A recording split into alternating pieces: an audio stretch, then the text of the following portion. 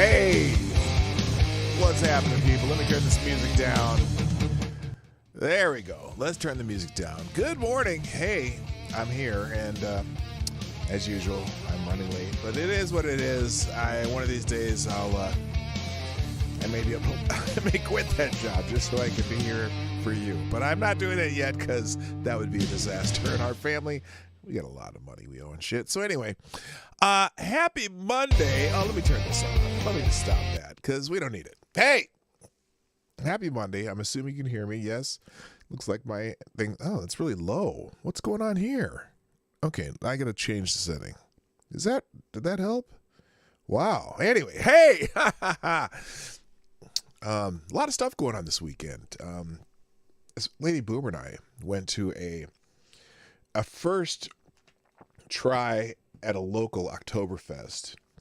And it was actually kind of fun because when we went to this thing in just a suburb just to the south of us, we had just come back from Austria, Germany, Czechoslovakia, places where, the Sudetenland and all that place where people celebrate the Oktoberfest. And in fact, we missed an Oktoberfest in Munich by one day. Had we gone to Munich instead of Prague, we would have gone to the first day of Oktoberfest in Munich. So, but when we were in Germany, when we had our stops in Passau and Regensburg, we went to this farm, right? And where we were going to go drink beer at this farm, and some guys in lederhosen came and showed us some, traditional German dances, gave us some history about German beer and things like that. And they also played some traditional German games that you would play at Oktoberfest. One of them, for example, is a game where they put a nail. They have a big old stump, right? And they put a nail in it, and you get a hammer, right? And you have to see how few strikes of the hammer you could hit the nail. Except the trick is you don't use the big side of the hammer, but these are those hammers that have like a, they have a V on the back. They don't have a claw, but they just have a V, right? Those, I don't know what they're called. And you got to hit it with that V side of the hammer. So it's tricky to hit the hammer. And then also there was a game where you have a full stein of beer, right? And you hold the stein of beer out.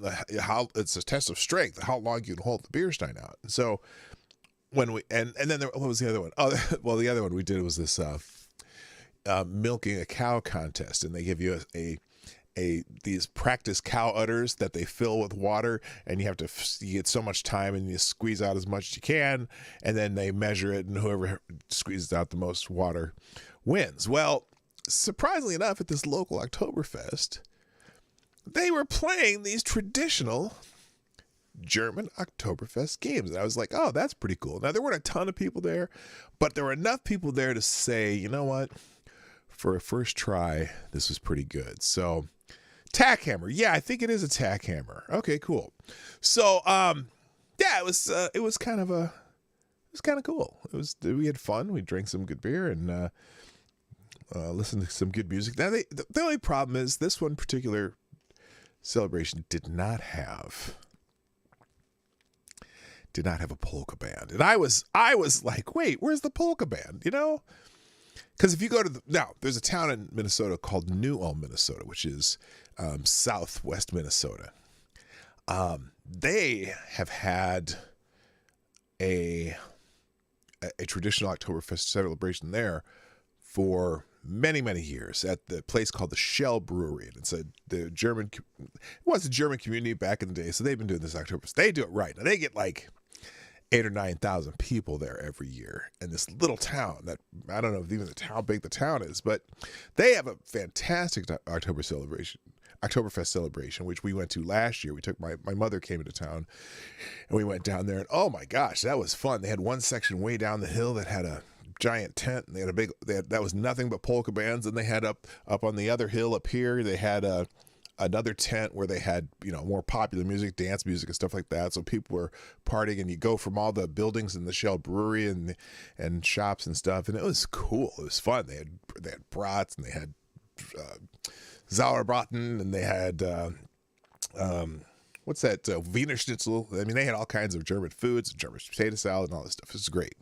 And that one's next weekend. We might go to that. We can't decide if we're going to go to that next weekend or if we're going to go up north to go to the North Shore and see the fall leaves, because the leaves are changing colors on the North Shore of Lake Superior right now. So anyway, we'll figure that out.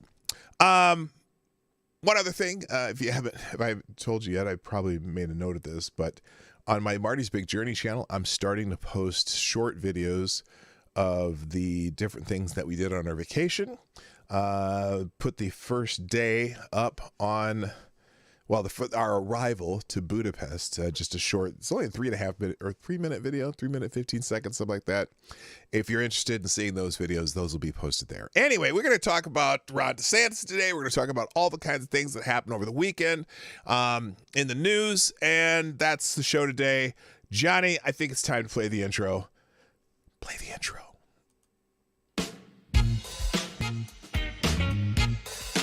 Ladies and gentlemen, coming to you live from the Lucky Dog Studio in a hidden location somewhere in the upper Midwest of the United States of America, it's a brother making his own way, but with all the wrong opinions. Welcome to the Morning Night Live with your host, yours truly, P. Dog Night. Alrighty then, let's stop the music. Good morning, everybody. Welcome to the Morning Night Live. I'm your host, Marty, also known as P-Dog Night on the internet. And welcome back to the P-Dog Night channel on this Monday, the 3rd of October, 2022, the day before my son turns 26 and has to go get his own health insurance now. My son was in town this weekend. He was going to run the Twin Cities Marathon. He had been training for it for last probably 4 or 5 months. He'd never run a marathon before. And he thought he'd try it because he knew he was going to be in town this weekend for a couple weddings. A couple of his friends, well, one of his fiancés, one of his fiancé's friends was getting married, and one of his friends was getting married. So they were going to come in for 2 weddings. Then he was going to run the Twin City Marathon yesterday. Unfortunately, during his last week of training, he injured his knee and he wasn't able to run. But he came into town anyway. And I'm not even sure why I'm telling this story. Oh, because it's his birthday tomorrow. He's turning 26. He called me when I was in Europe last week. I got a text message from him. He's like, Dad, I think you need to call the insurance company and have them send a letter saying that I'm no longer eligible for your insurance because I need to get insurance for myself. And I'm like, oh my God, my son's going to be 26. Oh my God, my kids are old and they're about to have family. Well, my daughter already has a child, and my son, and is going to be married in a year from now, next June 24th, my son's getting married. It's just wild, man, that I'm old. Anyway, Twin Cities Marathon should be 52 miles. I mean, it is 2 cities. Well, that's an interesting thought there, AD. That would be funny, wouldn't it? That'd be kind of I never thought of that. That's a good one. Anyway, no, they usually start like somewhere in Minneapolis and they end up at the state capitol in St. Paul. So, anyway, let's say good morning, everybody, and get this going because I am way behind today. By the way, I am having a breakfast of champions. Yes, I have a piece of French silk pie here. That was just left over because we celebrated 5 birthdays yesterday. Because we decided since my son was in town, we could celebrate all the fall birthdays at once, and that way he wouldn't have to miss the celebration. So yesterday, that's what we did instead of the Twin Cities Marathon, although we planned that anyway. Let's say good morning, everybody, and let's get going, okay? Because like I said, I'm way behind. First in the chat today is our friend Sabna Bull Nation Gets the Bell. Welcome to the show. Also, good morning, Aaron Meredith, Tyrannus Alexandrius, Invictus Soul, Emperor. Oh, you added Emperor to the end. You keep adding shit to your name. Anyway, good morning, Advocatus Diaboli, Septus Wolf, Neon Leon, Mike Savage, Blarg, Simon Wolfwood, Rotten Corpses in the house, Plague Dr. Zach, a.k.a. Zach Osborne. Good morning also to ex-Bubba Hotep. Welcome back, sir. Nice to see you again. Also, good morning to Septus Wolf. Did I already say that? I did. Also, who else is here? As I scroll down, Selected Boys in the house. Boy. Also, good morning to, that's everybody. We were a little light today, but that's okay.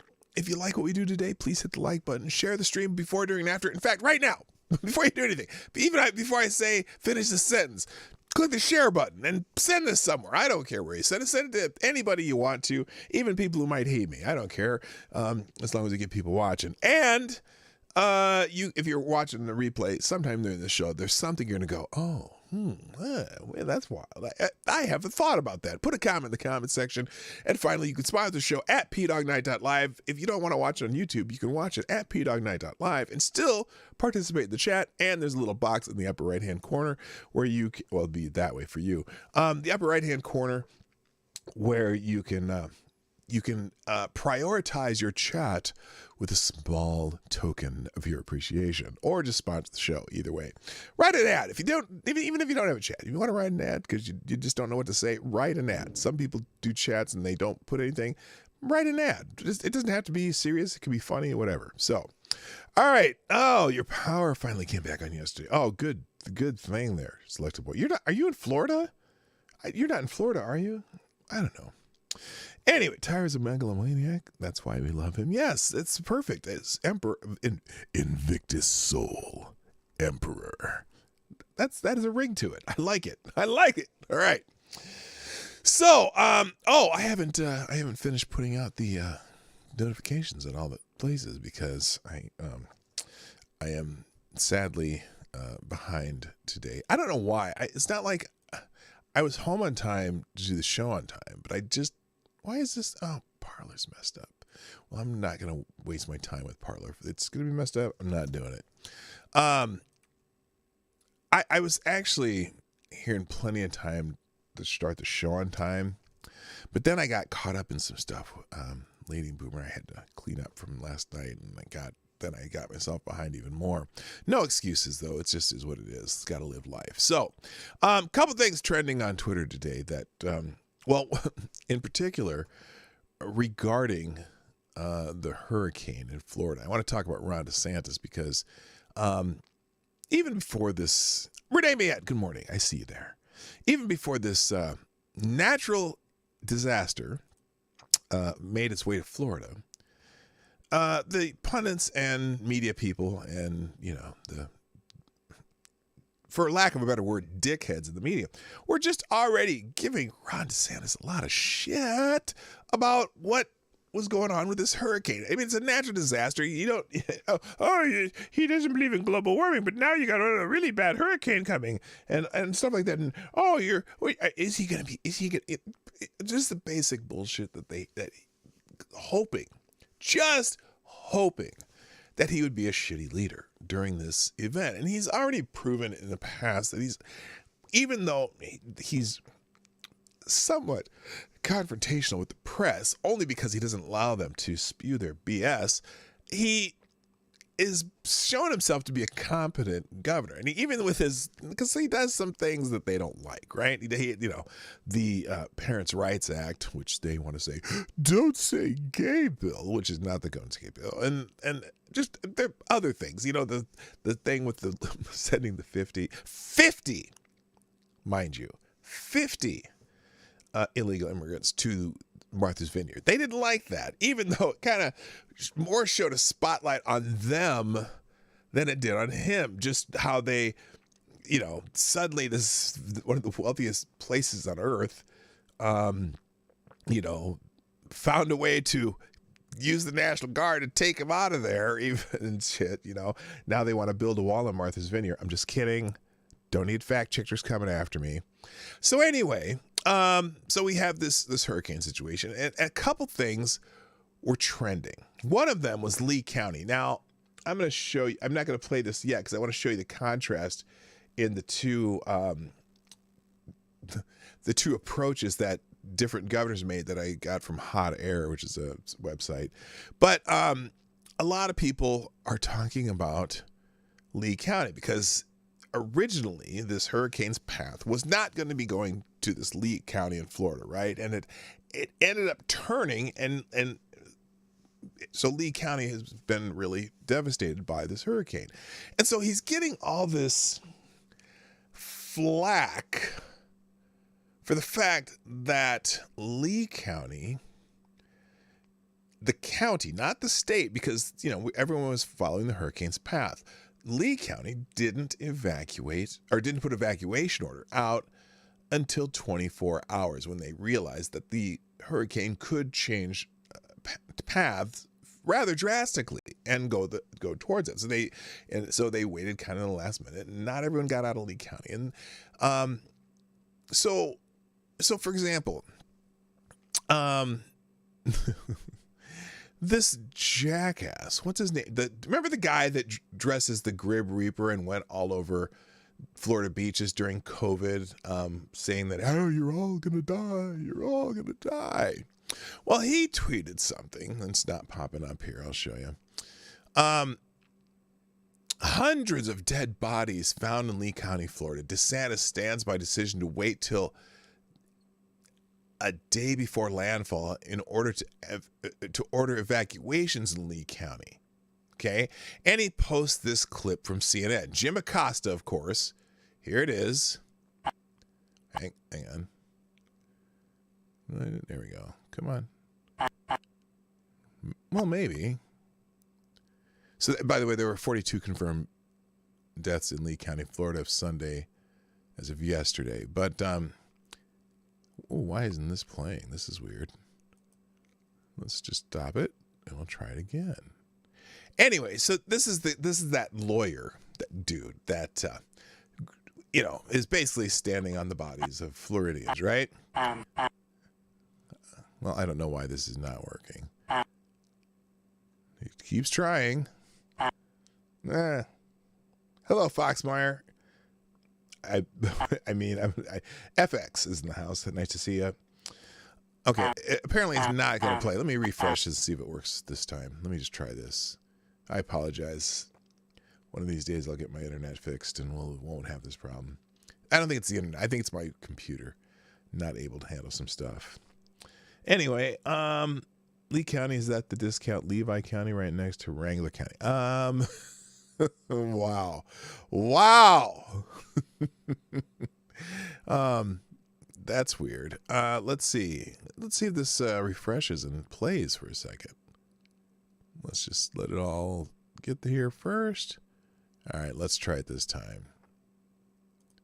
That's what we're hearing. It's not like 20s, it's hundreds of bodies now that they're getting in and looking. It's so sad. It's horrible. But our block, this block, their son's best friend is a Lee County sheriff. They're notice hundreds of bodies now. That's what we're hearing. It's not like 20s, it's hundreds of bodies now that they're getting in. He uses that. Hundreds of bodies are found in Lee County, Florida. So DeSantis stands by the decision to wait until the day after landfall to order evacuation. Now, the idea that he stands by the decision to wait until landfall, we'll get to that in a minute.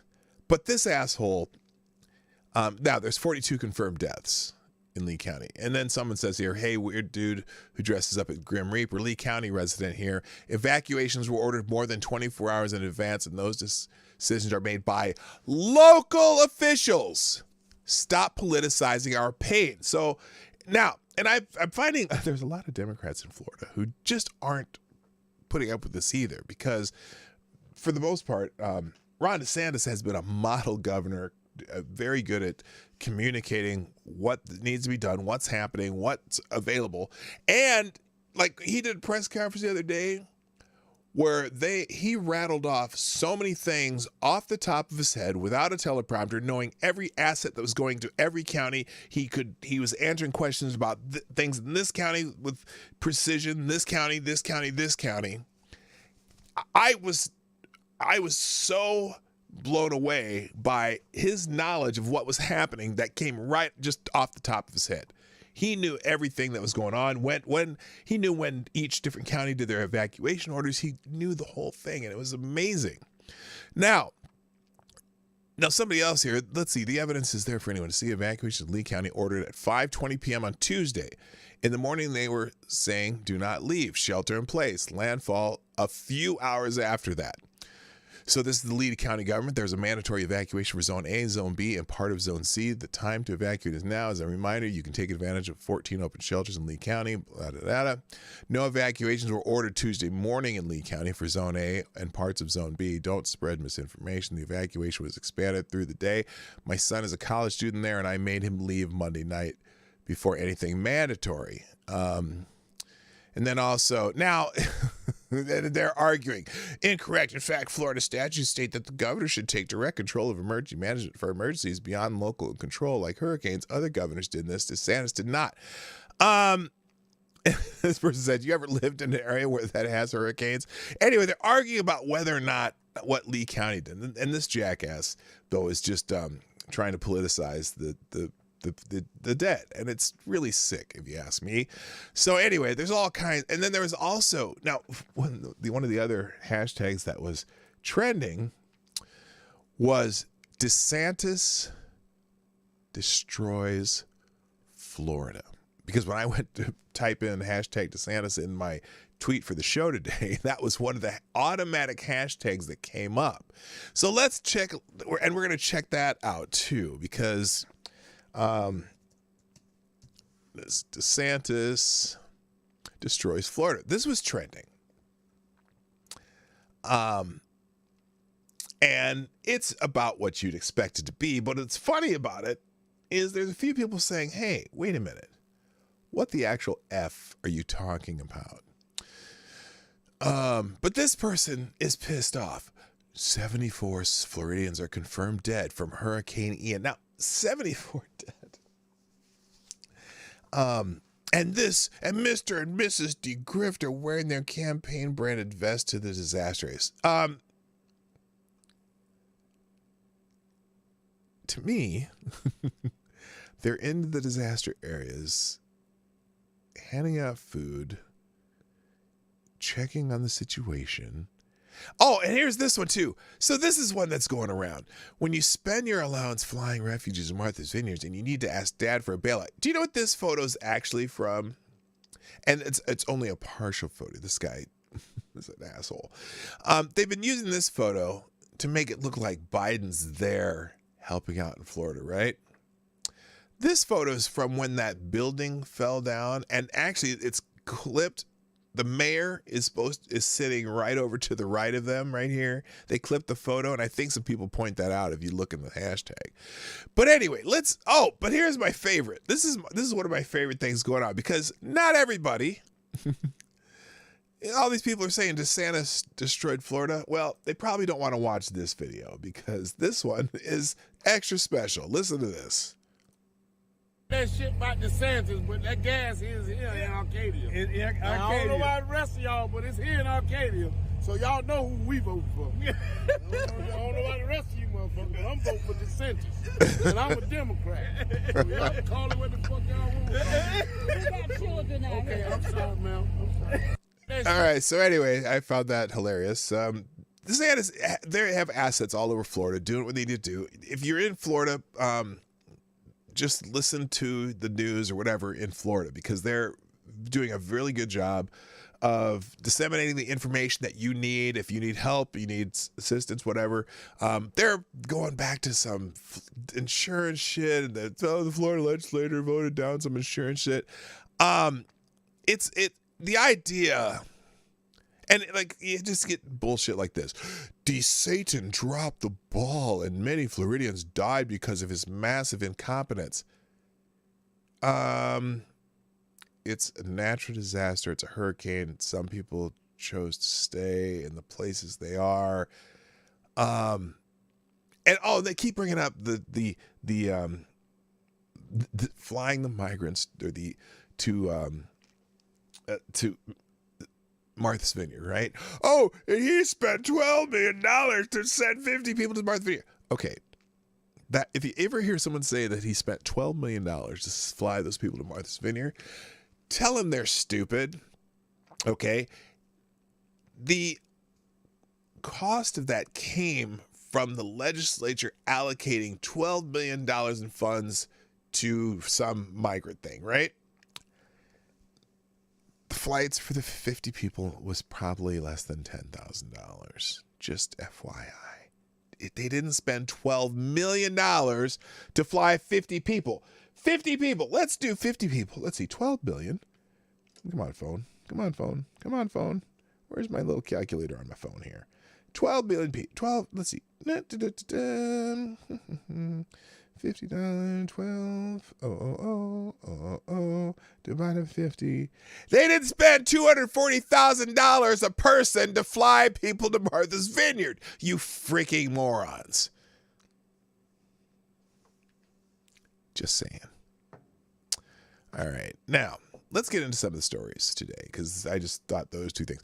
Ron DeSantis gives an update on hurricane damage as death toll surges. Florida Governor Ron DeSantis said Sunday that he spent some time on the ground handing out food and surveying the damage that Hurricane Ian inflicted on the state last week. Update from the governor comes as there have already been 76 confirmed deaths in Florida, with entire communities completely wiped off the map from the massive storm surge and powerful winds.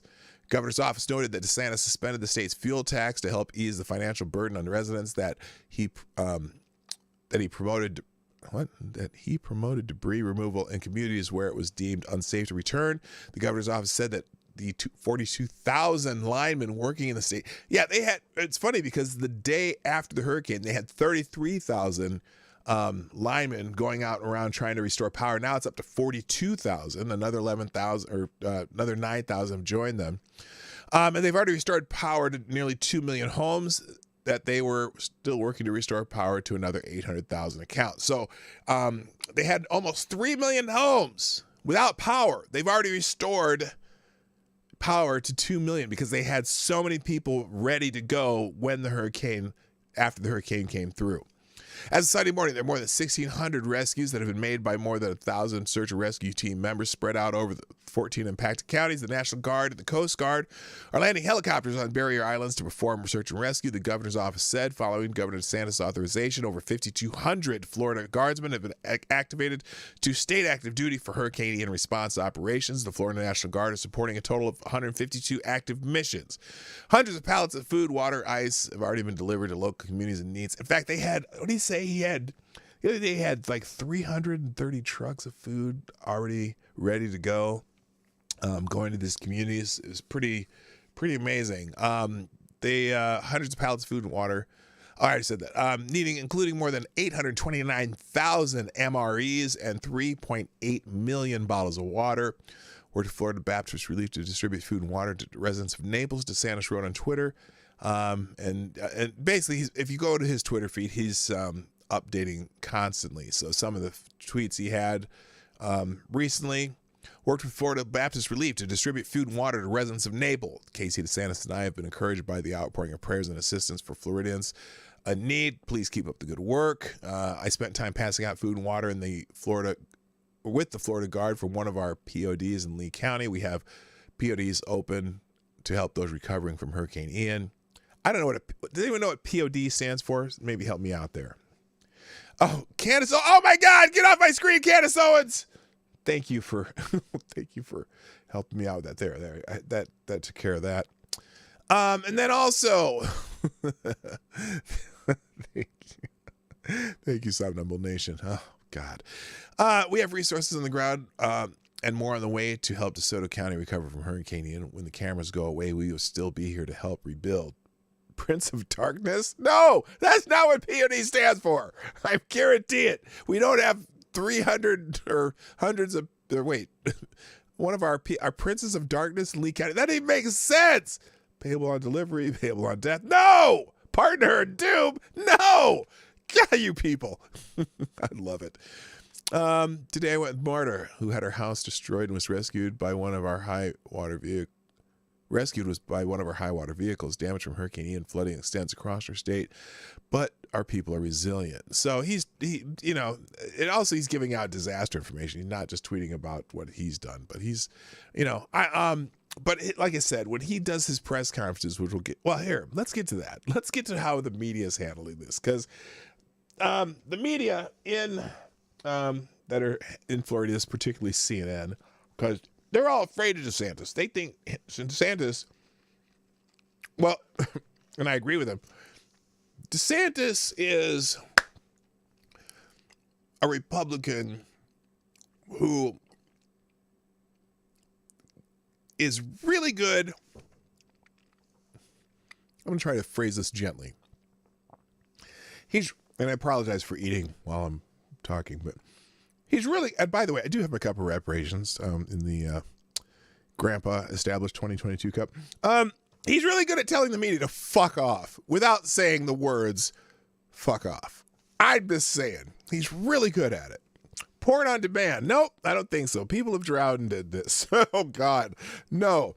Powers of DeSantis. Maybe. Powers of dementia. That's not, you don't want to wrote that. Puppies of destruction. You got to be kidding me. No, that's not. Someone tell me. Does anyone really know what POD stands for? I don't know what POD is. Anyway. So let's just do a tale of two interviews. Now I'll leave the article by, this isn't it. Hot Air. This is the one I want.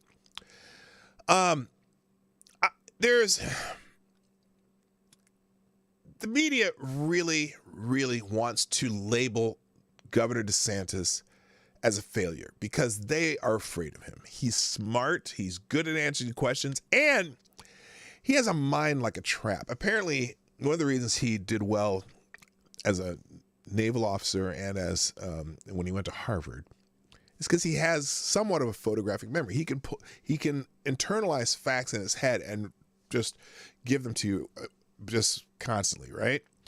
And he's very good at that. And so when the media asks him questions or tries to do some kind of snarky thing, he can correct them and give them the exact information in a way that's really hard to do a media fact check, because the media fact check's trying to say that you said something incorrect and because of his grasp of facts and retention of facts, it's really hard to do with him. That's why they are really more worried about him than Donald Trump, because Donald Trump, I love Donald Trump just now. I've learned to love Donald Trump. I'm never going to wear a red hat still, but just Donald Trump just puts them in their place in kind of I would say, a dirty way, right? Whereas Ron DeSantis just puts them to shame, right? So anyway, puppies of defenestration. What the fuck? Pelosi on drugs, yes. Pigs on desks, yes. People of the deep, yes. Oh my goodness. Product Operation Directive. But I don't know its meaning we are after. I don't know what it is. Thank you for all the suggestions. These are very, very good. I'm never going to get to the news today. I guarantee it, because I'm just laughing at this shit. All right. So, anyway, so let's take a tale of two. Remember Rick Scott, who used to be the governor of Florida? Now he answers a question because CNN really, really hates Ron DeSantis. They hate Ron DeSantis as much as they hate Donald Trump, because they're afraid of him, because he's a Republican who really the people in the state really like. And his, they want so hard to blame this on him. They're trying to hurt DeSantis because of this hurricane. And I don't think it's going to happen. But anyway, so you can read the article yourself, but here's two examples of how people handle questions that are really designed to make someone look bad, right? So here is Rick Scott, the former governor of Florida. I think is he a senator right now? Yeah, he's a senator from Florida. He's the former governor. And this hag, Dana Bash, I shouldn't call her a hag. She's not really a hag. It's certainly a lot harder. But listen to how she questions him about Ron DeSantis, because she wants to, it's a gotcha. Listen. Were met as early as Sunday based on the National Hurricane Center models. But the evacuation order wasn't issued on Tuesday. So this is something that we are learning now. Was that a mistake, especially given? She wants it to be a mistake that Lee County didn't do the evacuation order based on models on Sunday. Now, as you'll soon find out, on Sunday, the trajectory wasn't going to Lee County. But listen to this. The death toll in Lee County. I think the way you have... She's trying to blame the death toll in Lee County on Ron DeSantis. To look at it is every loss of life, you have to say to yourself, what could you do differently next time so it never happens again? Should that have but it's Ron DeSantis' fault. We can't bring anybody back. We're going to look and find out. I mean, I want to know, because it's an issue I had as governor, is trying to say, what did I learn to try to make sure that we don't lose a life? And so I think that everybody in every one of these emergency operations centers has to say to themselves, okay, so what do we do to make sure we don't lose a life? And also, loss of, what can we do to mitigation all these things? So I think it's something we have to look at. One other question on this. The Lee County commissioner said on CNN that it was because, quote, people got complacent. And that as far as he's concerned, they have plenty. That's interesting because she seemed to recognize there that the Lee County commissioner, each county in Florida are the ones who are supposed to issue the orders, even though DeSantis is the governor, right? So how did she seem to recognize that, but still wants to blame it on DeSantis? Because that's what they want. They want to damage DeSantis because he's a very strong future presidential candidate, whether it be in 24 or 28. But they had plenty of time to evacuate. Is that the leadership you're looking for? It sounds like he's passing the buck on to the people who were the victims. Well, I tell everybody, you're always responsible for your own safety, but I think, what I try to do as governor is try to tell people what their risks were and really get people to think about it. This is not just your life, it's your family's life. It's don't put, first responders. But they didn't get an evacuation order. Try to get people. I know. I mean, I think it's something we have to look at to see why. But it's their fault. It's the governor's fault. They didn't get an evacuation order. It didn't happen because, what you have to look at is how fast, even if you do it, how fast can you get people out of some of these places? Because just the road structure and things like that. And so it's something I thought about quite a bit when I was governor. Actually, how fast can you get people, once you do the evacuation notice, assuming everybody's going to do it, how fast can you get them out? So you have to think that way as you do it. You got to backtrack to do it that way. It's certainly a lot harder when they only have a few hours as opposed to doing the evacuation order earlier. Do you hear this? Do you hear the narrative that she's trying to push? She's saying, here's what she's really trying to say.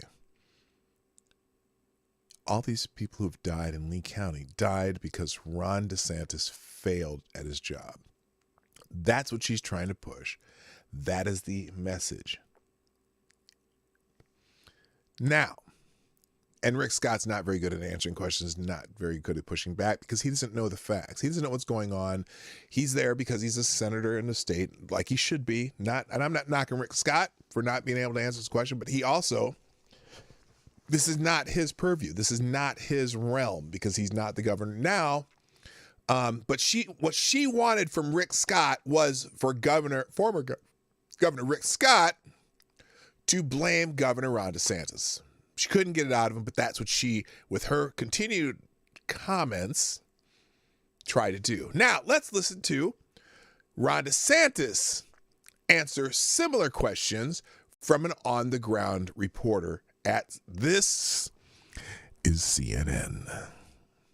Lee County. Why do you stand behind Lee County's decision to not have that mandatory evacuation until the day before the storm?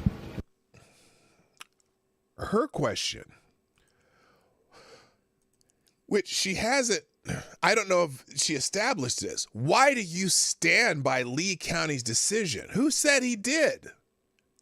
Other than, well, let's see what his answer is. I'm going to go start this over. It's a weird question. Because, there's dead people in Lee County. Listen to her question. County, why do you stand behind Lee County's decision to not have that mandatory evacuation until the day before the storm? Well, where was your industry station when the storm hit? Were you guys in Lee County? No, you were in Tampa. So that's, they were following the weather track, and they had to make decisions based on that. But, 72 hours, they weren't even in the cone. 48 hours, they were on the periphery. So you got to make the decisions the best you can. I will say, they delivered the message to people. They had shelters open. Everybody had adequate opportunity to at least get to a shelter within the county. But, a lot of the residents did not want to do that. I think probably for various reasons. Some people just don't want to leave their home, period. They're island people, whatever. But I think part of it was so much attention was paid to Tampa that I think a lot of them probably thought that they wouldn't get the worst of it. So, Do you see what he does there? Now, it helps that he has the facts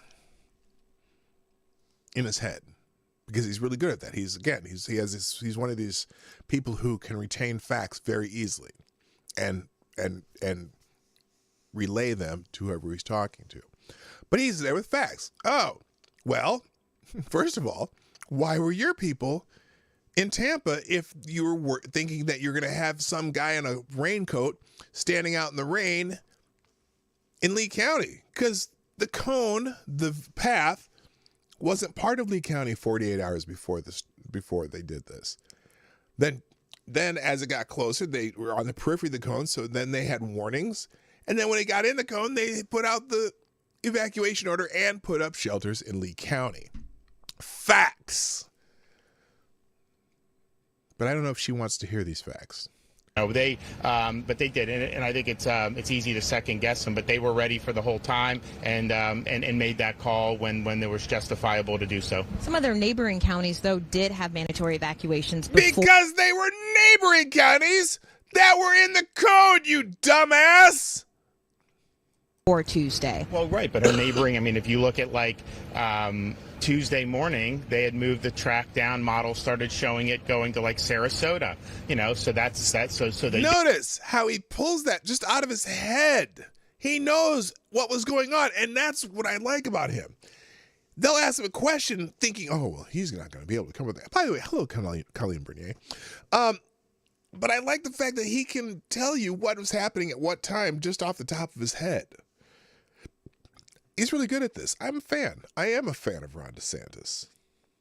Did that. I was in Sarasota that day with them when they were expanding some of their evacuations.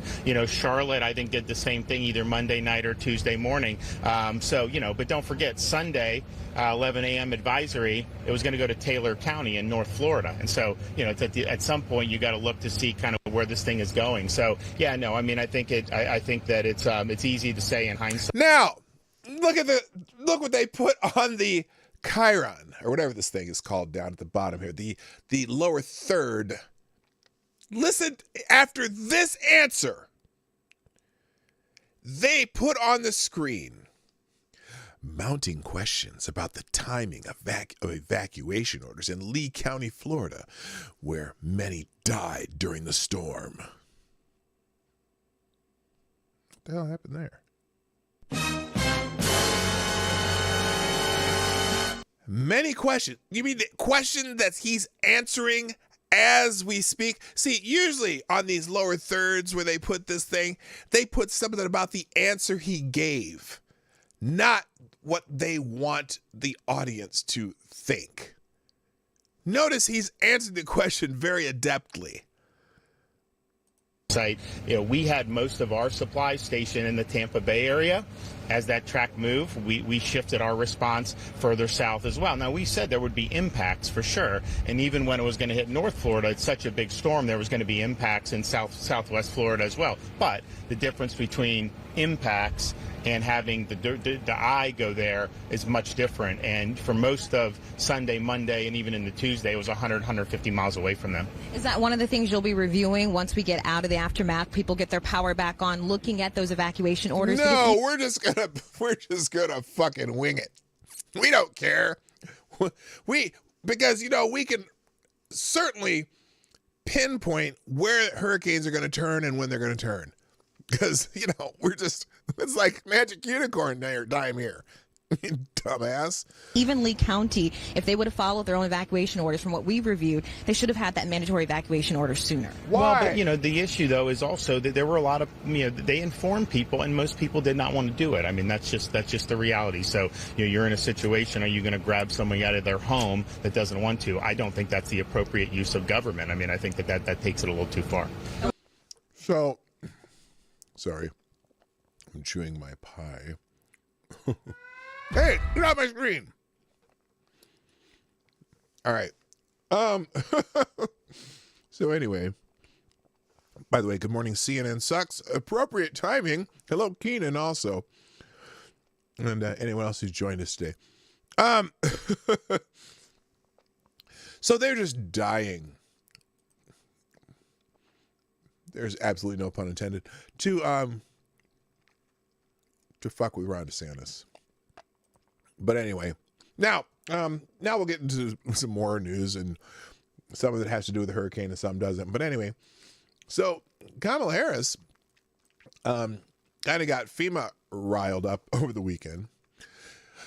They made a statement that we are going to support all communities as the FEMA director vows to help everybody after Vice President Harris's hurricane relief equity comments. So this, because, well, anyway, FEMA Administrator Deanne Criswell vowed that Hurricane Ian relief would be provided to all communities after Vice President Kamala Harris said last week that the Biden administration would prioritize aid to minorities based on equity. When you heard the word equity, run. Appearing on Face the Nation Sunday, Criswell was asked to respond directly to comments made by Harris. Well, let's see. Do they have a clip? Maybe they have a clip here. No, they don't have a clip. Oh yeah, here's Kamala Harris. I just want to show you the clips, and then we're gonna move on. What did I do there? Oh, I see what happened. Kamala Harris. We're prioritizing relief based on equity. Yes, equity. This is the story of the hurricane, the man the authorities came to blame. Oh, what's that song? I know that song. Here we go. Here's Kamala Harris. Listen to this shit. Oh, come on. Damn circle of death. Oh, there we go. Some communities and our communities. Here, I'll start it over. It is our lowest income communities and our communities of color that are most impacted by these extreme conditions and impacted community of by, colors most by affected issues that are not of their own making. And so women. Absolutely. And so we have to address this in a way that is about giving resources based on equity, understanding that we fight for equality, but how about just based on if you need help, we're going to help you. Out at the same place. What a And if we want people to be in an equal place, sometimes we have to take into account those disparities. Why is she laughing? Wait a minute, look at it. Sources based on equity, understanding that we fight for equality, but we also need to fight for equity, understanding not everyone starts out at the same place. And if we want people to be in an equal place, sometimes we have to take into account those disparities. And do that work. Oh, shut up. And people are clapping for that nonsense. Anyway, so... the FEMA director said, we want our program support everybody. I would believe some of the things the vice president was talking about are the long-term recovery and rebuilding these communities to be able to withstand disasters so they have less impact. We're going to support all communities. I've committed that to Ron DeSantis. I commit to you right here that all Floridians are going to be able to get help that is available to them through our program. So there you go, because, communities of color is most affected. Ian has moved on to South Carolina. It's now down to a Category 1 storm. This was written before Sunday. Now the death toll 76. But Hurricane Ian continues to track up the East Coast, striking near Myrtle Beach. Myrtle Beach! Oh my God! My golf courses. Anyway, that's terrible. Hello, Maddie. By the way, the horror tempest touched down near Georgetown, South Carolina, battered coastal areas, including Charleston, with 7-foot storm surges. Horrifying footage showed homes and businesses swamped by tsunami-like waves and cars floating down the street amid overwhelming torrent of seawater and 85-mile-an-hour winds. Among the staggering damage caused, 2 stunning piers were ripped from their hinges and dumped in the ocean. Houses were evacuated and 211,000 people suffered blackouts as the electricity grid was smashed. Meanwhile, the iconic Coburg cow, a statue of brown bovine called Bessie, was ominously removed from its perch in Charleston for safekeeping. It marked only the 3rd time that it has been taken down in its 63-year history following Hurricane Florence and Hurricane Hugo. Locals use it as a reference point for the severity of a storm. So it hit South Carolina as a Category 1 storm. And that article will be in the links down below. Also, from the Daily Caller, this is moving on to some politics stuff. Representative Steve Scalise slams the Dem candidate's tweet about the 2017 baseball shooting. So Republican House Minority Whip Steve Scalise reacted harshly on Friday to a newly surfaced 2017 tweet in which Democratic Wisconsin State Senate candidate Mandela Barnes accused the congressman of voting against self-interest when he expressed his continued opposition to gun control after narrowly surviving a mass shooting. Scalise was nearly killed by James Hodgkinson, a left-wing domestic lunatic. A terrorist, I almost said lunatic, which is probably as accurate. A terrorist while practicing for the 2017 congressional baseball game. The Louisiana Republican suffered internal bleeding and several broken bones. Scalise did not change his views on gun control in the aftermath of the shooting, saying it fortified his support for the right to bear arms. Now here's, let's see, where is it? And this is back when, this is back in 2017. Mandela Barnes, who's running for the Senate in Wisconsin, said, "Taking one for the team, I question how people vote against self-interest, but this is next level. He literally almost died on this hill." Really, if there have been more people around with guns, Mr. Hodgkinson may not be able to get so close, but, you know, it's D.C. Anyway, Scalise describes Barnes' reaction as disgraceful in a statement to Punchbowl News after Milwaukee Journal Sentinel reported on the Democrats' tweet in an article published Thursday. It says a lot more about his lack of character to be, in essence, condoning political violence.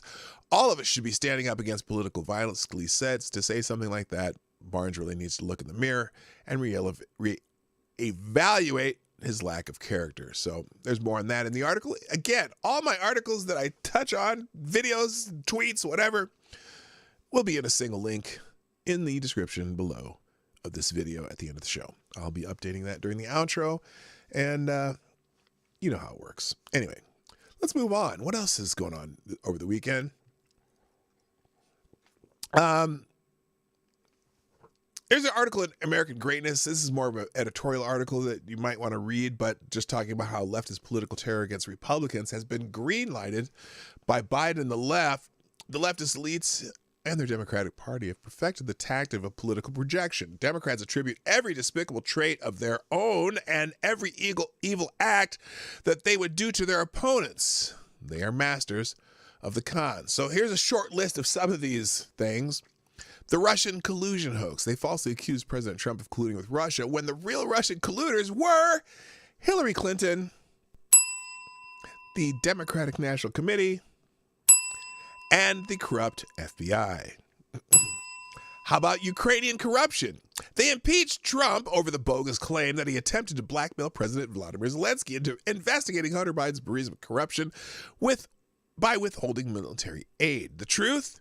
While he was vice president, Joe Biden was the real blackmailer. Biden publicly boasted that he had threatened to withhold $1 billion in aid to Ukraine unless its government prosecutor investigating his corrupt, crack addict, pervert son was fired. Okay, those are not my words. That's the words of the writer of this article, but I concur. Well, son of a bitch, he got fired. Election denial. Democrats smear and destroy all Americans who acknowledge I got to be careful here. The events of 2020, you know what I mean. But it is Democrats who deny the results of almost every major election they lose. They celebrated defeated candidates such as Hillary Clinton, who perpetually carries her 2016 election denial torch, and Stacey Abrams, who still masquerades as the governor of Georgia. In fact, she has some kind of lawsuit going on that she lost. She lost by 50,000 freaking votes. I'm sorry. It's still funny to me that she's doing that. So, but anyway, in a dark and chilling speech on September 1st, Joe Biden took Democrat projection to a new level. Biden declared MAGA Republicans, all 74 million Trump voters, to be semi-fascists and a representative of the party of political violence, which is hilarious if you really paid attention. Oh, who's that? Fascist. What word would you use to describe the following?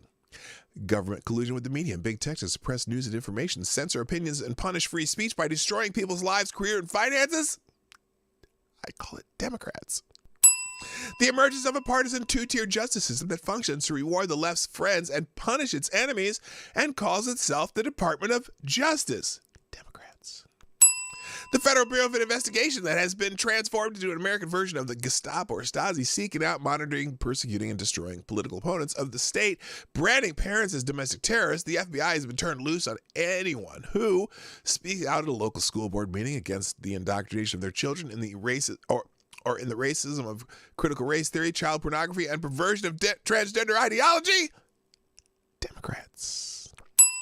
Anyway, this article goes on with several examples of how Democrats project, and also by their language and demonization of MAGA Republicans, they are just, well, we're getting examples of the guy that was murdered in North Dakota, people being attacked in the streets. It's just like 2015 all over again. You wear a MAGA hat and you might get punched in the face by some asshole wearing black and a mask. Anyway, several examples. It's a good article. You need to check it out. Let's move on because I got to get through a lot today.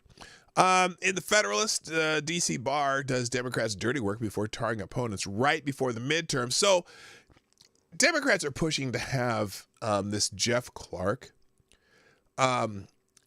get disbarred. I don't know what he's running for. Let's see. In an unprecedented move, the D.C. bar opened an investigation into a former top Justice Department lawyer for advice he gave former President Donald Trump, with documents indicating a Democrat senator prompted the probe. The timing of the procedures and complicity between elected officials and the bar suggested a concerted attempt to create an October surprise. Even more troubling than this election interference, however, is how dangerous the threat of punishing executive branch attorneys for providing a legal opinion is to the country. The Democrats' ploy also risk irreparably cementing America's partisan divide in the governance of our great country. So earlier this year, purportedly in response to a letter from Senator Democrat Dick Durbin, appropriately named the chair of the Senate Judiciary Committee, the D.C. bar opened an investigation into former Department of Justice Attorney Jeff Clark. According to documents filed in the D.C. bar, based on Durbin's complaint, the Board of Professional Responsibility charged Clark with violating the rules of professional responsibility by supposedly, quote, engaging in conduct involving dishonesty, end quote, and engaging, quote, in conduct that would seriously interfere with the administration of justice. What? What? Because he gave an opinion, a legal opinion, to his advice to his advisee? So anyway, they're doing this all over the place. Democrats are pushing investigations into people about things that are just normal course of what do you call it? Course of duty, you know what I mean? So it's interesting. Then they give several examples in this article. You might want to check it out. All right, let's move on because like I said, I'm trying to get through this. What? There's a car in the photo. What? Oh, this car right here? That's a McLaren. This car could be yours. Contest car. Win the God King's McLaren. From Jerry. Oh, that's Jeremy. What's the dude from Daily Wire? He's one of the founders. He's, I guess he's giving away his McLaren. I didn't know he had a McLaren. That's a lot of car. Anyway, moving on. In PJ Media. Biden now. Oh, now that, by the way, you know how Joe Biden was bragging about the gas prices coming down a few cents after they'd gone up a few dollars? Well, now that gas prices are going back up, Biden has seemed to shut the fuck up. Biden washes his hand of gas prices now that they're going back up. Over the summer, gas prices experienced a prolonged decline, and the White House wanted the country to believe it was because of Joe Biden's policies. But it is now clear that gas prices are trending up again.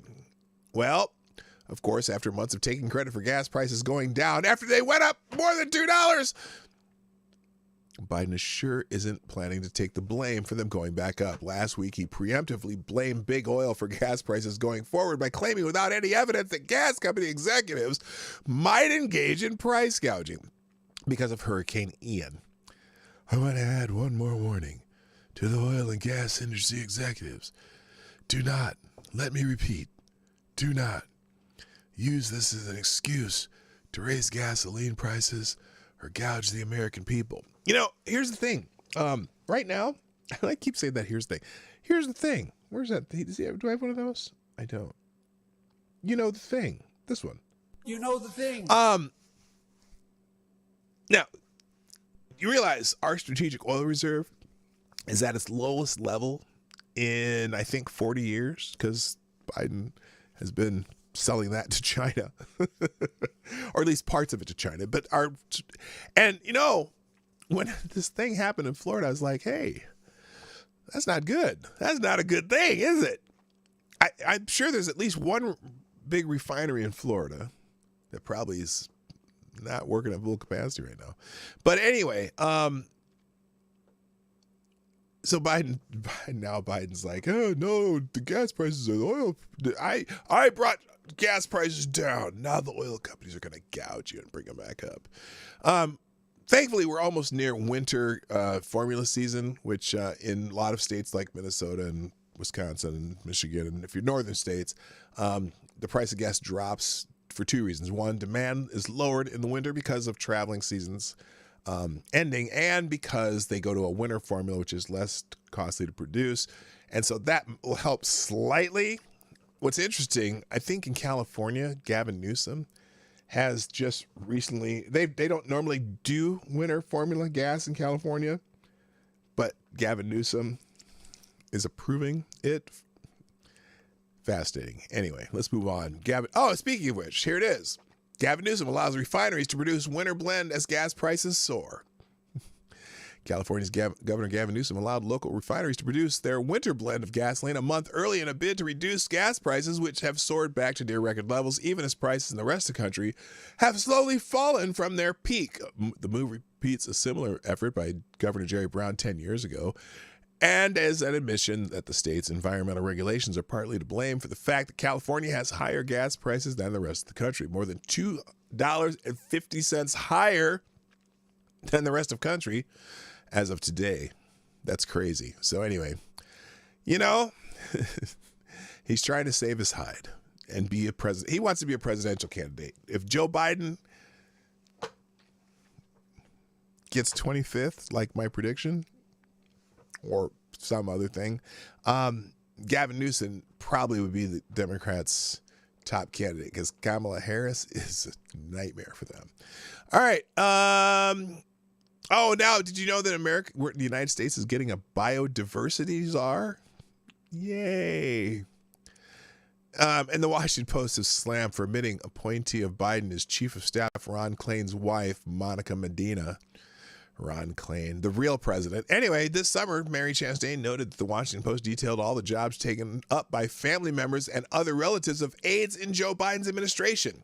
She cited specifically White House Chief of Staff Ron Klain's wife, Monica Medina. Medina has been nominated to serve as the Assistant Secretary of State focused on oceans and the environment.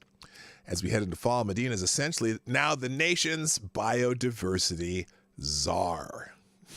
Can we stop calling people czars? Jesus. The U.S. is a new diplomat tasked with combating threats to plants, animals, and water worldwide. It's the first time the State Department is linking the issues of biodiversity and water in one role. Yay. I can't even read the rest of it. It's just whatever. Border crossings have set a new record, internal Department of Homeland Security data shows. Now, this is interesting because, they said there was, from the time Biden took office, I think it's like 2.2 million encounters. And I've kept saying, I'm not going to go through the article, but, the average is between 219,000 to 225,000 for the month of September alone. And the thing is, this is contacts, as in, the people they've actually processed, right? But there's also, on average, what they call 100,000 getaways. Like, they see them, but they don't catch them. And an estimated another 100,000 that they probably don't even see. So this 2.2 million since Biden came into office is probably closer to 6 million. people who've crossed our border illegally because they can. Because the Biden administration doesn't really care. They're like, bring it on. Because Nancy Pelosi needs people to pick her grapes in her wineries. I don't know if you saw that clip when she was talking about, Ron DeSantis sending 50 people to Martha's Vineyard, when we need them to pick our crops. And she literally said that. She said we need them to pick our crops. Yes, some of these people probably, they're not all like migrant farm workers, you moron. Like there's probably some, engineers and axe murderers that come across the border too. I'm sorry that they're not here to pick crops. They're here to, somehow become a citizen and then actually do another job, or they're going to kill people. I shouldn't have said that. That's going to come back to get me. Hello, straight Sith male. Nice to see you. All right, let's move on. God, I'm on a roll today. Biden thanks. Oh, did you hear about this? So this Biden personally thanks this Coast Guard rescuer who's on his way out thanks to a vaccine mandate. Did you hear this story? This is crazy. So Coast Guard aviation survival technician, second class, Zach Loesch, is a genuine hero. He rescued a couple who were trapped in their bedroom as Hurricane Ian ravaged their home. After saving the couple's lives, Loesch went back and grabbed the wife's wheelchair. Joe Biden thought that Loesch's actions were heroic, as well as the president called him and Lieutenant Commander Christopher Hooper on Friday to personally thank them for the heroic work that they and their Coast Guard colleagues had performed during the search and rescue operations in response to Hurricane Ian. Now, the president thanked them for saving lives and asked for a report on the work that continues to rescue Floridians. The statement continued. He also asked if they needed any additional support that he could provide to accelerate successful rescues. They indicated they've gotten what they need to execute their vital mission. Biden even boasted of speaking with Loesch on the phone, and rightly so. Now, unfortunately, Biden's additional support did not include rescinding the COVID-19 vaccination mandate that is phasing Loesch out of his Coast Guard career. He's being axed from the Coast Guard because he refused to get vaccinated. He's a hero. But you can't be a hero if you're not vaccinated. The most important thing you can do to prepare for a hurricane is get vaccinated. FTG, man. FTG. All right, I gotta go lightning round because I'm running out of time here. Boston police turn a blind eye to drug use outside a government harm reduction facility. So remember they said that the Biden administration was giving all this money to communities around the country for drug prevention, and these drug kits that try to get people to stop using drugs, or at least, well, apparently, what the hell's going on down there? Apparently, in Boston. The sidewalk surrounding the government's so-called... Oh, what's going on here? The sidewalk surrounding the government's so-called harm reduction facility in South Boston, which exists to make drug use safe, has devolved into a lawless safe haven for addicts who are free to inject dangerous drugs in plain sight of the city's police force.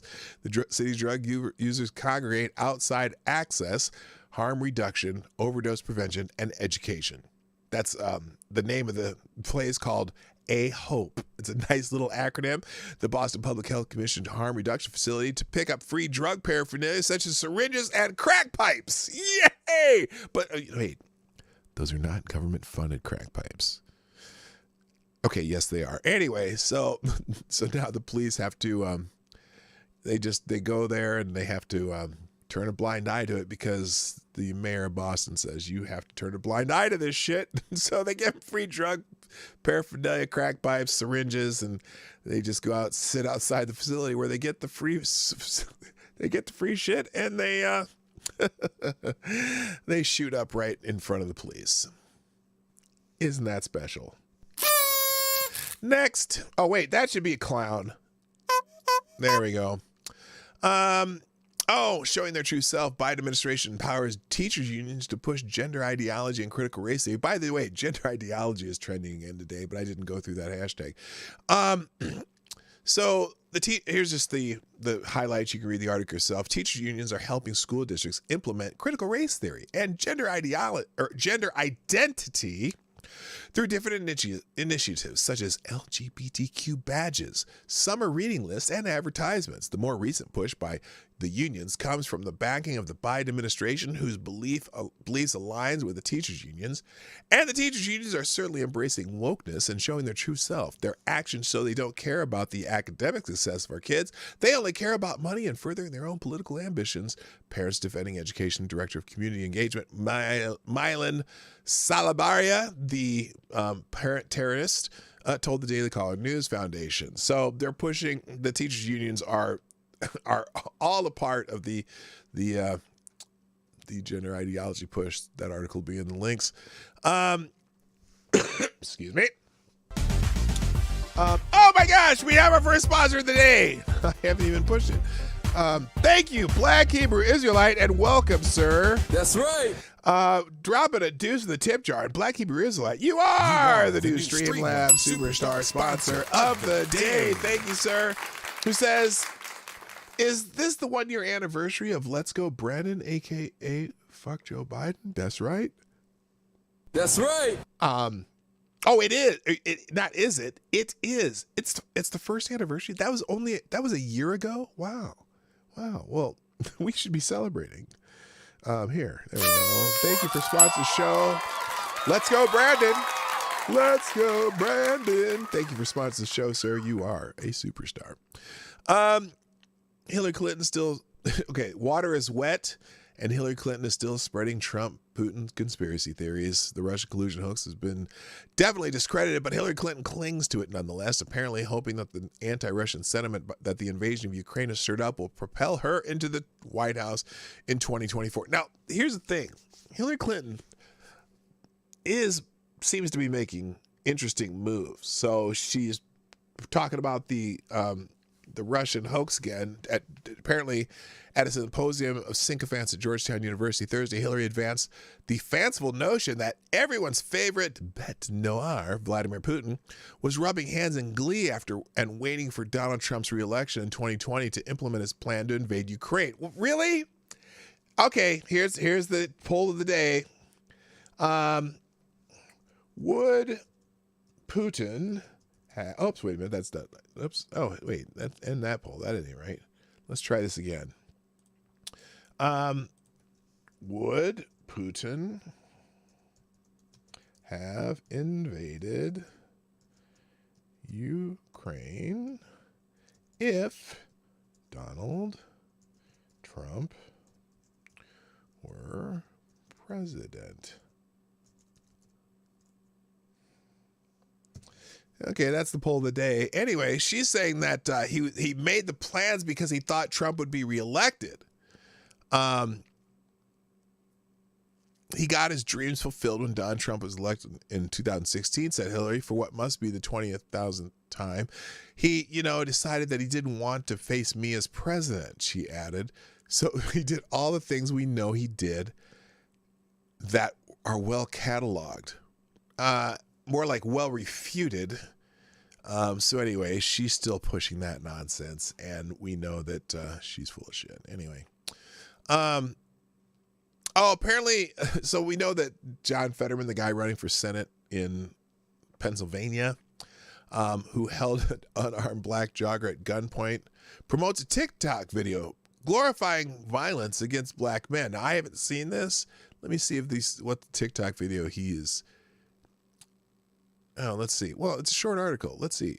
John Fetterman, the Democratic nominee for U.S. Senate in Pennsylvania, is embroiled in yet another racism scandal after his campaign released a controversial video on TikTok, the Chinese spyware app. Fetterman campaign posted a TikTok video glorifying violence against black men. Now, I'm pretty sure that's not what they intended to do, although it may end up being that way. Anyway, the animated clip shows Fetterman repeatedly kicking an unarmed black man in the balls. Okay, it's a stick figure. Oh, God. This has got to be a joke. Come on. It's a stick figure, but it is John Fetterman. Okay, this can't be real. The Free Beacon really put this up here.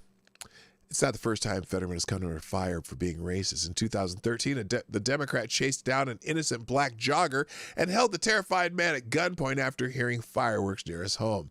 Malcolm Kenyatta, a black lawmaker who challenged Fetterman in the Democratic primary, correctly observed that Fetterman was the only Democrat in the race who used a shotgun to chase down a black jogger. Despite winning a primary, Fetterman finished no better than a distant third in the most heavily black areas of Philadelphia. So anyway, all this thing will do, which is funny because people will bitch about this stupid headline and him kicking a stick figure in the balls, but it will draw attention again to the fact that he did held a black jogger at gunpoint with a shotgun. I don't know if that'll help him in Pennsylvania or not. Dr. Oz is not the greatest candidate.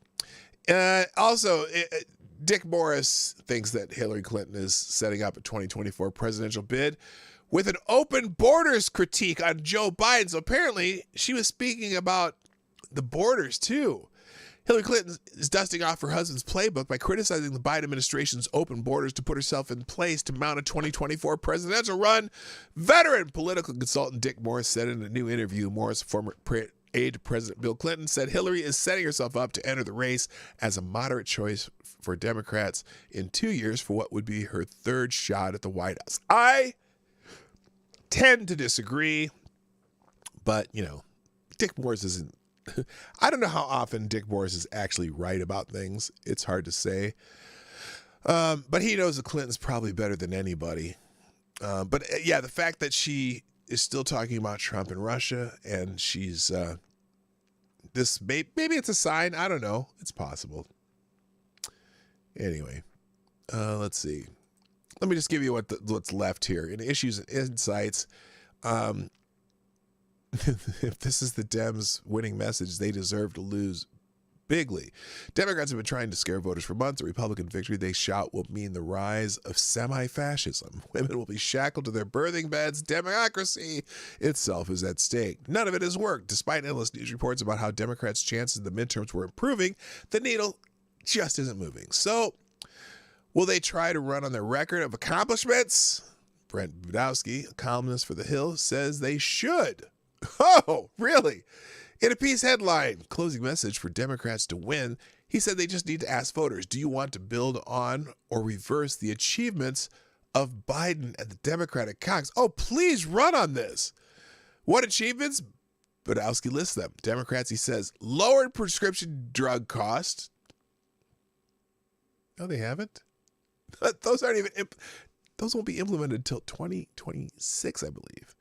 Created tens of millions of high-wage jobs. False. The jobs came back that were already, they sent you home. Now they let you come back, finally. Made dramatic improvements in veterans' health care. I'm not sure about that one. Dramatic? Really? More dramatic than the Trump administration allowing veterans to go outside of VA facilities if they needed to? I thought that was pretty dramatic, and veterans love that. Important progress to combat gun violence. How? By letting criminals out without bail in some places? Oh, I'm sure that works out well. In fact, with important progress to combat gun violence. Well, then why hasn't gun violence gone down on your important progress? Historic progress on climate change. Well, you passed the Inflation Reduction Act. Oh, was that a inflation bill or a climate bill? And what has it done? Nothing. Strengthen the Violence Against Women Act. Right, whatever. Passed the American Rescue Plan. By the way, in the last 2 weeks, I noticed that the price of eggs.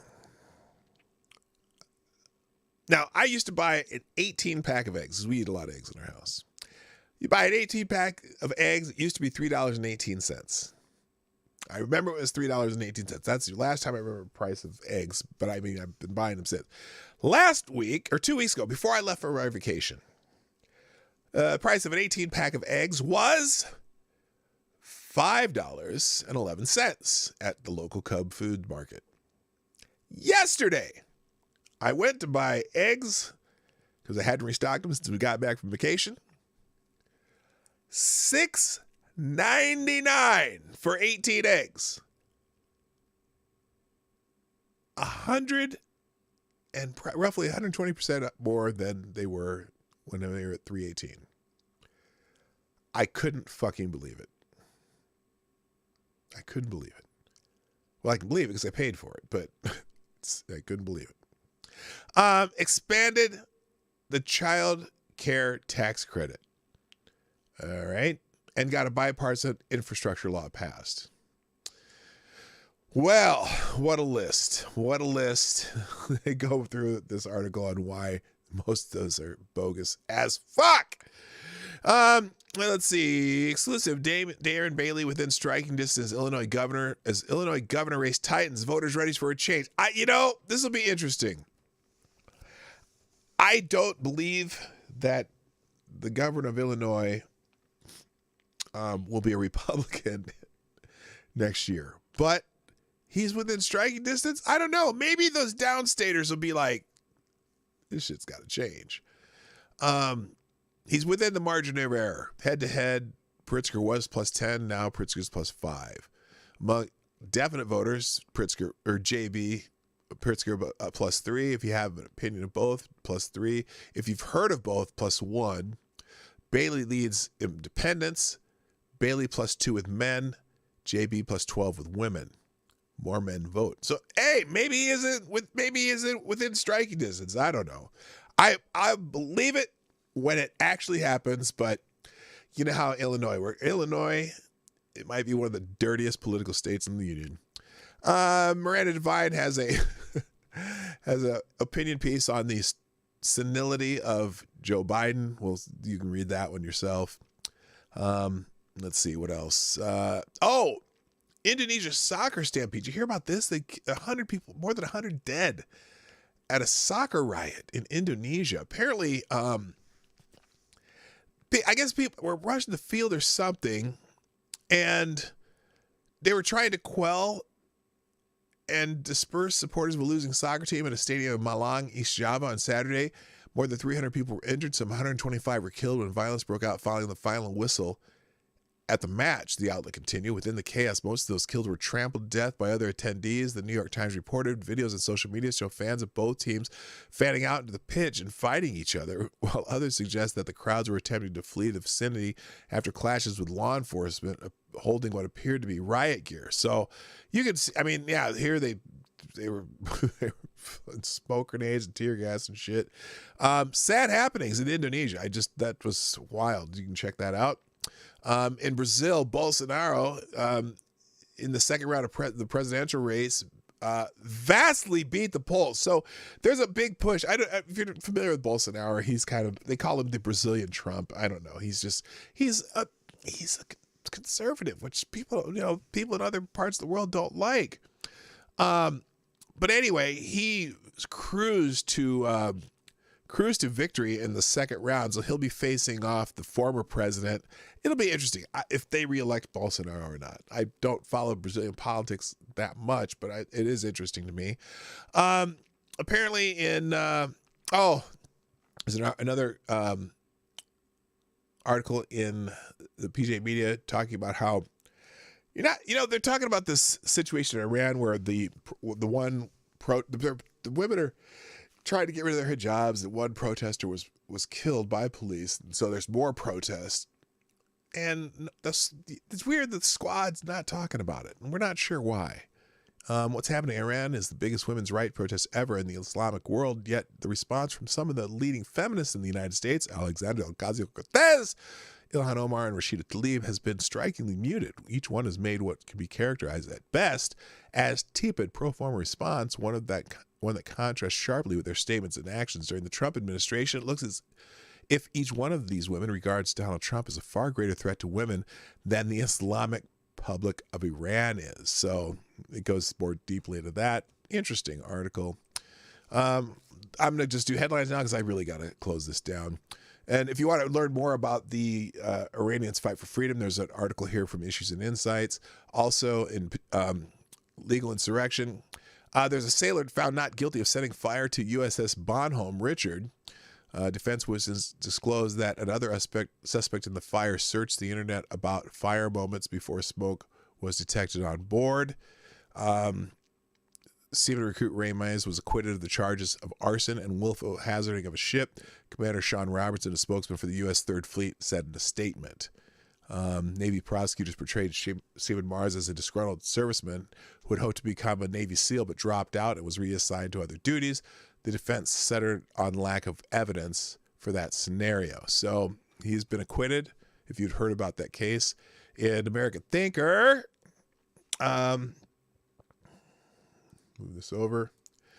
The Air Force Academy is having a little trouble because they're so concerned with diversity that they seem to be forgetting about readiness. Other than well-fought win over rival Navy, in the United States Air Force Academy has a terrible, horrible, no good, very bad week. First came the story that the Academy gave diversity training to cadets, encouraging them to stop using such patently offensive words as mom and dad. This is followed very closely by a story that the Academy was promoting fellowship that was open to just about everyone, but straight white men need not apply. Finally, the school that used to be underpinned by its noble lack of tolerance for lying, cheating, or stealing, was put on 2 years probation by the NCAA, complete with a rather long list of punishments, apparently for cheating at recruiting. Yeah. What ties these stories together is the complete breakdown of the values at the school, which are reflective of the breakdown of values across the military. And they go on to talk about the new wokeness that the United States military people like to impose on our new armed forces. Yes, we're more worried about if your parents were met at a pride parade versus whether or not you are capable of the job. So there you go. Let's see. Daily Wire. What do I got? Top Democrats. Oh, so they're still pushing this. See, a lot of these states, they're requiring that if you decide to change the gender of the child, of someone's child at school, but don't tell their parents, that you're an asshole, which is true. But Democrats are claiming that without evidence, late last week, that if public schools do not withhold information from parents about their children's behavior in school as it relates to so-called gender ideology counseling, that some parents will beat their children to death. Way to take it to 100 right away. Raymond Buckley made the outlandish claim on social media Friday in response to another tweet that highlighted the stance of Representative Chris Pappas. Should parents have the right to know if their children are receiving gender identity counseling at school, or is Manchester School District right to keep it secret from mom and dads? I'm sorry. They're not your children. You do not get to keep secrets from parents. That's called grooming. And I don't mean sexual grooming, okay? Because a lot of times they get, when you say you're grooming children, that doesn't mean you're necessarily grooming them sexually. You're grooming them to have your political ideology. And that's just as bad. I don't want they're not your children. You don't get to tell them what they should think. You should teach them how to think and how to do math right and all the other stuff that you're supposed to be teaching them at school. Not come home with an ideology that'll make you feel better. I don't care about your feelings. Just, fuck off. Your personal life and your personal story is not important to me. What's important to me is if my kids can write, read, do math, and maybe some science and maybe a theater production here and there, or band, or whatever. We're not here to have you come have our kids to change. You're not doing a transition, my kids. Sorry. Now, if they come to me and we have this discussion and there's a real need for it, and we go to a counselor that I approve of and that we pay for, that says, I don't know, maybe. I mean, I'm still going to love my kid. I'm not going to beat my kid to death. Fuck you. They're not your kids. Yes, grooming as in molding their identity. Exactly, Advocatus Diaboli. All right, I'm out of time. Just so you know, a Vermont high school volleyball team was banned from locker room for objecting to changing with a biological male. This is where it's going. Members of a girls' volleyball team at the high school in Randolph, Vermont, have been banned from their own locker room for not wanting to change in front of a transgender student who is a biological male. We've seen this scenario play out time and time again. Vermont education policy said that students can play sports and use the locker room corresponding to their gender. But some members of the Randolph girls volleyball team objected to having a transgender teammate in the room while they were changing. It's a huge thing. Everyone's asking, so why aren't you allowed in the locker room? Said Blake Allen, who along with her fellow teammates are currently barred from using the locker room after some of the girls on the team objected to allowing a transgender player in the girls' locker room. My mom wants me to do this interview to try to make a change, Allen said. I feel like for stating my opinion that I don't want a biological man changing with me, that I should not have harassment charges or bullying charges. They should all be dropped. They're going after these girls for not wanting to change. Calm, be calm, be calm. A boy is in the locker room with naked girls. They complain, so they've been kicked out of the locker room. Way to go, Democrats! Yay! More like, yay! Clown world. Gretchen Whitler. Greasy bitch. Anyway, Gretchen Whitler's solution for broken child welfare system: sexual orientation and gender identity counseling. Yes. Months after a federal judge described the state of Michigan Governor Gretchen Whitmer's child foster care system as devastating, the Democratic administration is turning to a typical antidote: a sexual orientation and gender identity consultant. Whitmer's Children's Services Agency on September 12th issued a contract proposal for a sexual orientation, gender identity, and expression consultant, acronym SOGI, or SOGI, I don't know, to assist the agency's diversity, equity, and inclusion unit. Read it yourself. Trans student walkout group admits they just wanted to skip school and boast about tricking the media. Hey, remember when all those kids walked out of school because they were mad because of some policy or whatever that the Virginia governor wanted? Well, they're admitting that we're going to have a walkout today. Oh, can I get a day where I can just leave school? Yeah. Suckers. We all know. So 95% said no to the question, would Putin have invaded Russia if Donald Trump were president? So, yeah, I agree. I'm ending the poll. All right, you're going to have to find the other ones on your own because I am way, way out of time. Ladies and gentlemen, I so appreciate you joining me today on the Morning Night Live. Thanks for everyone who's participating in the chat. Everyone who's, our sponsor of the day would be Black Hebrew Israelite. That's right. And please hit the like button before you go. Share the stream. Do all that stuff. Sponsor the show at pdognight.live or YouTube Super Chats or Venmo or Cash App. All that information is in the description down below. Hello, Leon. I didn't see you before. Guys, thanks. I appreciate you. It's fun being back. I'm happy to be here. I will see you in the next show, which will be tomorrow. Same bat time, same bat channel. 9 o'clock Central, 10 o'clock Eastern. I said that backwards. Y'all have a great day. My name's P-Dog Knight, and I'm out of here. Invictus Soul. Hey, this is P-Dog Knight, and thanks for watching today on the P-Dog Knight channel. If you have an observation or remark you'd like to make about this video or my channel, I absolutely welcome you to write it in the comment section down below. I really look forward to hearing from you. And before you go, if you like what you saw but you're not already subscribed, please make sure you hit the subscribe button and definitely click that bell that pops up afterwards so you'll be notified when I post new videos or when we go live.